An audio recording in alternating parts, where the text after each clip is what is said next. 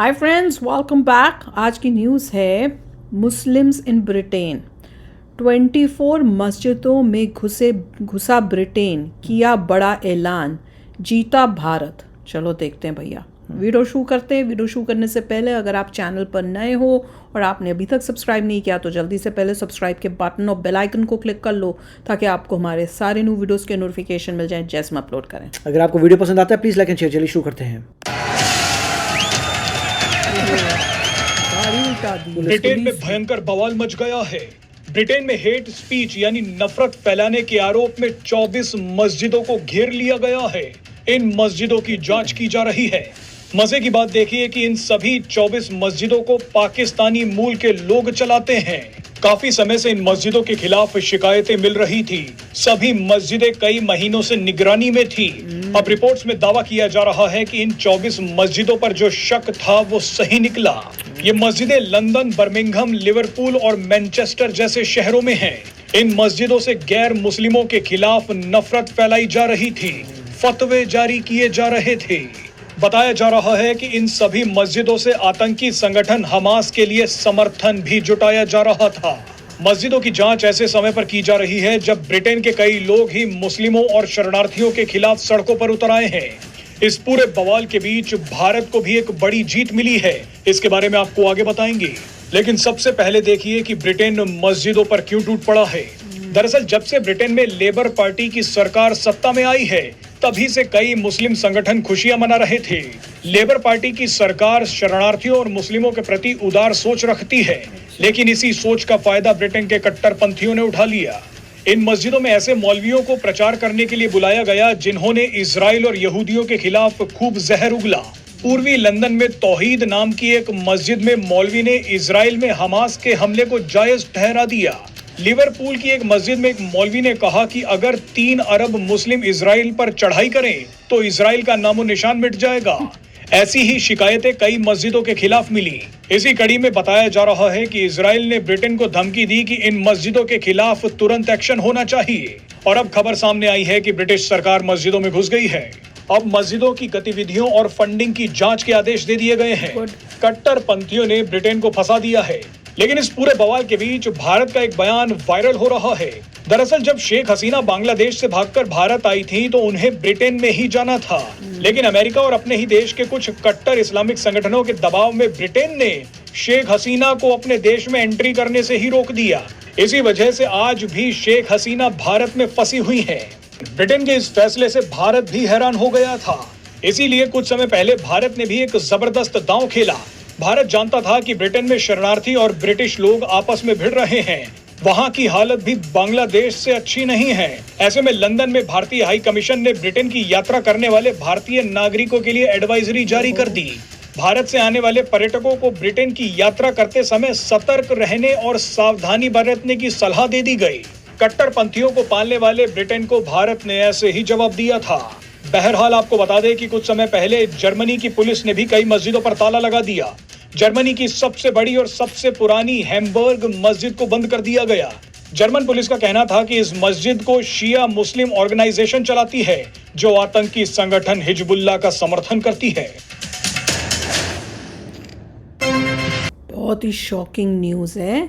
मतलब सोचो कि तुम दूसरों के देशों में जा रहे हो, वो तुमको आने दे रहे हैं, तुम्हारे रिलीजन को के लिए वो जगह भी दे रहे हैं कि हाँ तुम अपने रिलीजन के मस्जिद बनाओ, सब करो, फ्रीडम दे रहे हैं। तुम उन्हीं के देश में आके फिर गैर मुस्लिम्स के खिलाफ अपने लोगों को भड़का रहे हो, गलत प्रीचिंग्स कर रहे हो। और कोई बड़ी बात नहीं है, कन्वर्जन का भी इनका होगा कि भैया लोगों को किसी तरह से भी कन्वर्ट करके ज़्यादा से ज़्यादा लोगों को मुस्लिम्स बनाओ यहाँ पर। और वो अब उन्होंने कहा कि उन्होंने वो प्रॉपर अंदर इन्वेस्टिगेशन की है, सब किया है। काफ़ी टाइम से इनको नज़र में इन मस्जिदों को उनको ऑब्ज़र्व कर रहे थे, उन पे इन्वेस्टिगेशन कर रहे थे और खुफिया तरीके से पता भी कर रहे होंगे कि क्या ये बोलते हैं वहाँ मस्जिद के अंदर जब बिठा के बोलते क्या हैं। और जिससे जैसे उनको पता चला कि ये कितना मतलब किस टाइप की काम कर रहे हैं, और उसके बाद अब इन मस्जिदों को बंद किया जा रहा है। जर्मनी तक में उनको पता चला, जो सबसे पुरानी वहाँ की मस्जिद थी वहाँ पर भी इस तरह के काम हो रहे हैं। और यहाँ वाली जो बोल रहे हैं यूके की, वो तो पाकिस्तानी, वो कह रहे हैं बेसिकली पाकिस्तानी चला रहे थे। तो यही है ना, ये काम पाकिस्तान के लोग जो हैं जहाँ भी जाते हैं कट्टरपंथी सोच के हैं, या जिस देश में जा रहे हैं वहाँ पे भी कट्टरपंथी सोच का काम कर रहे हैं और बदनामी कर रहे हैं पूरे रिलीजन की। यही लोग हैं, ये जो तुम काम करोगे उससे बदनामी तो मिलेगी।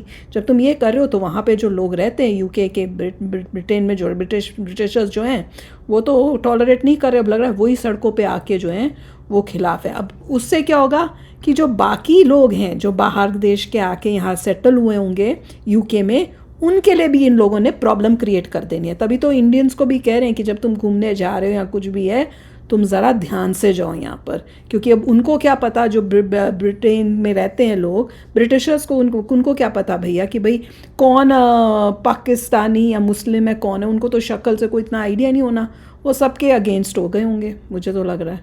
बहुत ही बुरी सिचुएशन। राइट, देखिए ये तो किसी को स्टडी करनी चाहिए कि मतलब आप देखते हैं कि वहाँ के जो लोग हैं खुद ही प्रोटेस्ट कर रहे हैं अपनी पुलिस के अगेंस्ट। मतलब पुलिस को तो कि वैन्स घेर रहे हैं, शोर मचा रहे हैं, दंगा फसाद कर रहे हैं अपने ही देश में, अपने ही देश में जिस तरह से प्रोटेस्ट कर रहे हैं, जैसे कि हेट स्पीच कर रहे हैं, कहा था हमास का सपोर्ट कर रहे हैं, हिजबुल्लाह का सपोर्ट कर रहे हैं, और उसकी वजह से पूरा आपको ये भी कह रहे हैं कि जितनी भी टेररिज्म एक्टिविटीज़ हो रही हैं, तो ये बहुत ही सीरियस चीज़ है। ये ब्रिटेन को देखना पड़ेगा, चाहे उनकी जो भी पार्टी पावर में आती है, कोई भी नहीं चाहेगा कि किसी के विदेश में लॉ एंड ऑर्डर की डिसरप्शन हो। लोग चाहते हैं कि आपका कोई भी रिलीजन हो मगर आप देशभक्त हों, देश के लिए करें। रिलीजन ठीक है उसके बाद आता है, मगर जहाँ पे ऐसा नज़र आता है कि रिलीजन प्राइमरी है और उसके बाद आप देश को छोटा मानते हैं, उससे तो प्रॉब्लम क्रिएट हो जाती है। नहीं, वो इसको अपना देश ही नहीं मानते। ये जो लोग यहाँ आए हुए हैं वो अब इसको अपना देश नहीं मानते, वो आए गंद काम करने के लिए हैं। उनका जो इरादा है वो अच्छा इरादों से और नहीं इंडिया ने फिर अच्छा किया, एक एडवाइजरी जो जारी की है उनके, आप कह सकते हैं कि उनको सीधा चपत मारी है कि जैसे तुम दुनिया भर के लिए भेजते हो एडवाइजरी, तुम्हारे लिए तुम्हारे देश में जो हो रहा है हमारे सिटीजन्स के लिए सेफ नहीं। कभी सुना है? मैं तो जब सुना वो देख रही थी मैं यही सोच रही थी, मैंने कहा हमने कभी सुना नहीं था कि इंडिया मतलब यूके को या इस टाइप की कोई कंट्री हो, वेस्टर्न कंट्री, उसको ऐसे कर रहा हो। अब देख लो यूके की डेमोग्राफी चेंज हो रही है, उनको देखना पड़ेगा कि किस तरीके से लोगों को पेट्रियाटिक करें अपने देश के लिए। मुश्किल है क्योंकि अभी तक तो इंडिया पे नेगेटिव चीजें बोलते थे जहाँ मैसिव डाइवर्सिटी है, वही तो मैं, अब जब तुम्हें उनको खुद प्रॉब्लम आएगी डाइवर्सिटी की, तब देखते हैं क्या नहीं करेंगे। जब इंडिया को इतनी प्रॉब्लम आती थी तो कैसे ये बोलते थे कि इंडिया ये हो रहा है, कट्टर हिंदू बन रहा है, फलाना ठमकाना। अब खुद का देखना अब क्योंकि इतने सालों में वहाँ पे भी इतनी पॉपुलेशन वहाँ लोगों की आ गई है पाकिस्तान से और दूसरे देशों से कि अब उनको भी वही प्रॉब्लम्स फेस करनी पड़ रही हैं जो इंडिया कर रहा था। तब वो इंडिया को बोलते थे कि भैया तुम ठीक नहीं कर रहे हो। अब देखो तुम्हारे देश में भी वही हो रहा है ना। हम तो फिर भी बहुत इससे बेटर वे से चीज़ें सुलझ जो है उनका सोल्यूशन निकाल लेते हैं। तो चलो यार, आप भी शेयर करना अपने थॉट्स। चलते हैं, मिलेंगे नेक्स्ट वीडियो में बहुत ही जल्द। Till then take care and bye bye. तो अगर आप मेरे इस चैनल पे नए हो तो जल्दी से सब्सक्राइब के बटन को हिट करो और बेल आइकन को क्लिक करो ताकि आपको मेरा जब नया वीडियो मैं लगाऊं आपको उसके बारे में जल्दी से पता चल जाए।